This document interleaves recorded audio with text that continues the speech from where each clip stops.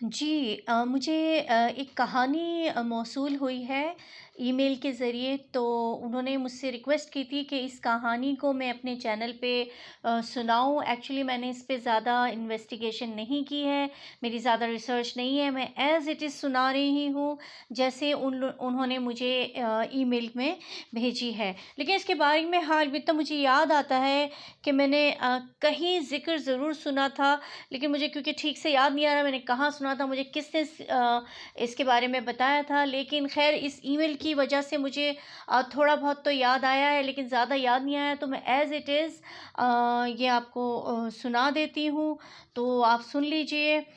कहते हैं कि मुंबई ऐसी जगह है जहाँ रात में भी दिन का समा रहता है। ये शहर हमेशा चलता रहता है, ये थकता है ना सोता है। यहाँ रात में भी अंधेरा नहीं होता। मगर क्या आप यकीन करेंगे कि इस शहर के बीचों बीच इंसानों के साथ साथ आत्माएं भी रहती हैं। भूतों का नाम लेते ही दिमाग में कब्रिस्तान, पुरानी हवेली, वीराना, शमशान घाट ऐसी ही जगहों का नाम आता है।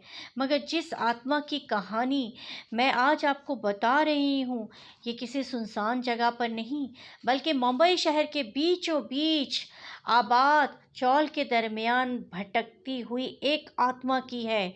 जहाँ दिन भर लोगों की तो चहल पहल रहती है और रात होते ही इस आत्मा का खौफ तारी हो जाता है। नाम है इसका डिसोजा चौल। इंडिया की 10 सबसे ज़्यादा हॉन्टेड जगहों में से एक जगह है।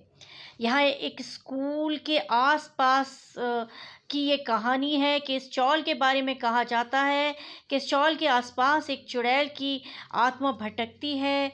यहाँ पैरानॉर्मल शक्तियों को अनुभव किया गया है और ऐसा भी कहा जाता है कि कई लोग इन अनदेखी शक्तियों के हाथ कई बार लग चुके हैं और नुकसान उठा चुके हैं।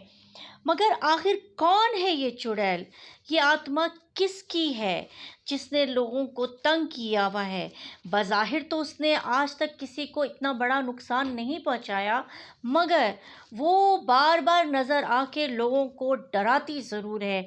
उसको वीराने में, सन्नाटे में खड़ा देखकर अक्सर लोग खुद ही डर कर अपनी तबीयत ख़राब कर लेते हैं या उनके साथ कोई कुछ बुरा हो जाता है।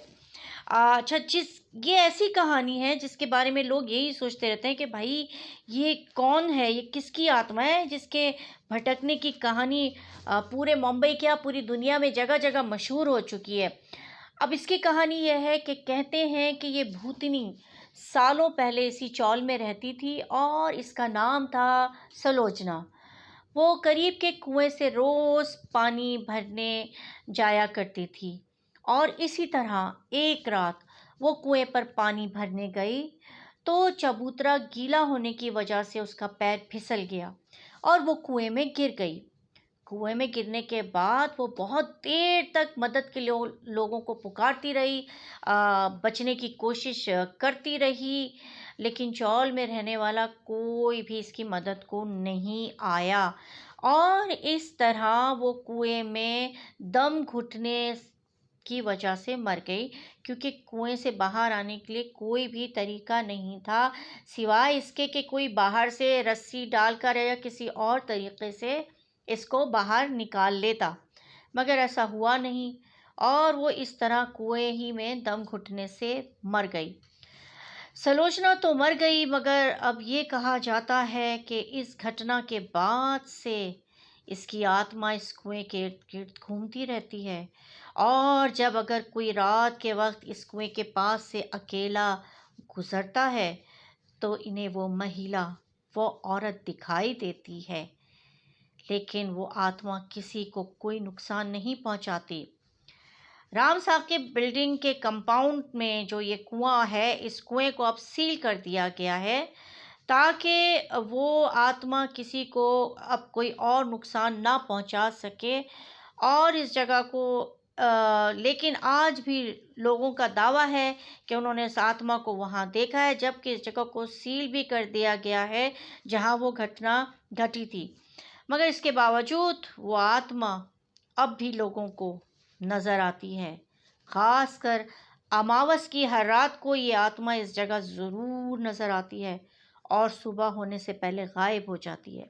ऐसा वहाँ रहने वाले लोगों ने दावा किया है। अब इस दावे में कितनी सच्चाई है, कुछ नहीं पता।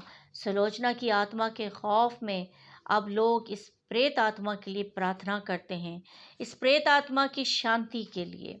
मगर लोग ये भी कहते हैं कि इतनी प्रार्थना करने के बाद भी इस आत्मा ने इस जगह आना जाना नहीं छोड़ा है और अब ना जाने कब तक इस आत्मा का इस जगह पर बसेरा रहेगा और कब इस आत्मा से लोगों की जान छूटेगी।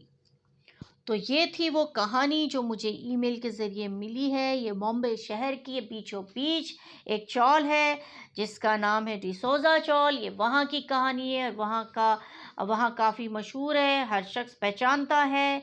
लेकिन अब इस कहानी में कितनी सच्चाई है ये मुझे इतना नहीं पता। उन्होंने जिस तरह मुझे ईमेल की थी मैंने उसी तरह आप लोगों को सुना दी है। अगर आप में से कोई इस कहानी के बारे में कुछ और डिटेल्स जानता है या किसी को पता है तो कमेंट सेक्शन में ज़रूर कमेंट्स कीजिएगा या फिर मुझे ईमेल कर दीजिएगा। मेरा ईमेल जो है आईडी, वो ईमेल एड्रेस मेरा डिस्क्रिप्शन बॉक्स में है, तो मुझे ईमेल करके बताइएगा या कमेंट्स करके बताइएगा। Thanks for watching.